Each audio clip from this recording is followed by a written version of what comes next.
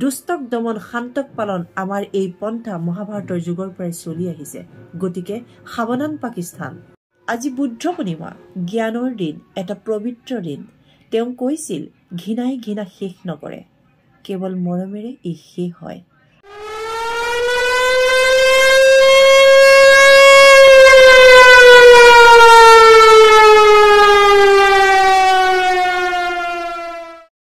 Hello' everyone, কি খবৰ আপোনালোকৰ? ভাৰত পাকিস্তানৰ যুদ্ধজয়ী সীমান্তত এতিয়াও জ্বলিয়ে আছে। আনফালে আজি বুদ্ধ পূৰ্ণিমা, গৌতম বুদ্ধৰ জন্ম, জ্ঞান লাভ আৰু মহাপৰায়ণৰ দিন। গৌতম বুদ্ধৰ বিষয়ে নকলেও চাগে হ'ব, নহয় জানো? যিয়ে পৃথিৱীক দিছিল দয়া, অহিংসা আৰু শান্তিৰ শিক্ষাৰ গৰিমা।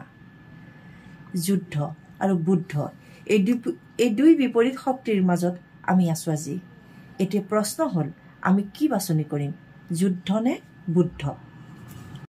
22 এপ্ৰিলৰ পেহেলগামৰ সন্ত্ৰাসবাদী আক্ৰমণৰ পাছত ভাৰত আৰু পাকিস্তানৰ কি ৰূপ লৈছে সেয়া সকলোৱে গম পায়।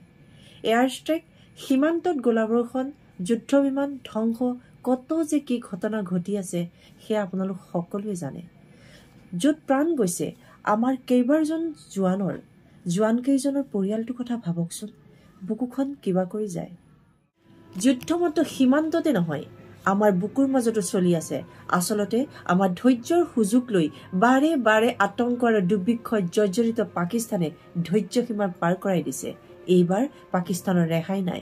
দুষ্টক দমন শান্তক পালন আমাৰ এই পন্থা মহাভাৰতৰ যুগৰ পৰাই চলি আহিছে। গতিকে সাৱধান পাকিস্তান। আজি বুদ্ধ পূৰ্ণিমা, জ্ঞানৰ দিন, এটা পবিত্ৰ দিন। তেওঁ কৈছিল ঘৃণাই ঘৃণা শেষ নকৰে, কেৱল মৰমেৰে ই শেষ হয়। আকৌ তেওঁ কৈছিল মনক জয় কৰিলে সকলো জয় কৰিব পাৰি। কিন্তু আমি ভাৰতীয় হিচাপে এয়া আমাৰ ৰন্ধে ৰন্ধে বিয়পি আছে। কিন্তু অজ্ঞানী পাকিস্তানক বুজাই কোনে, যি কেৱল আতংকৰ ভাষা বুজি পায়।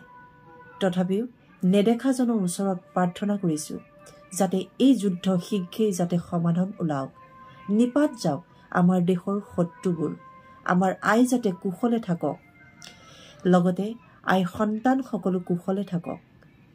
আজিৰ পৰা নতুন যুদ্ধ আৰম্ভ হওক, জ্ঞানৰ যুদ্ধ, শান্তিৰ যুদ্ধ, ভালপোৱাৰ যুদ্ধ। যুদ্ধ হ'ব, কিন্তু হ'ব নিজৰ ভিতৰৰ অন্ধকাৰৰ বিৰুদ্ধে। এয়াই আজি পবিত্ৰ দিনটোত কামনা কৰিছো। যুদ্ধ আৰু বুদ্ধ এই দুই বিপৰীত শক্তিৰ মাজত আমি আছো আজি।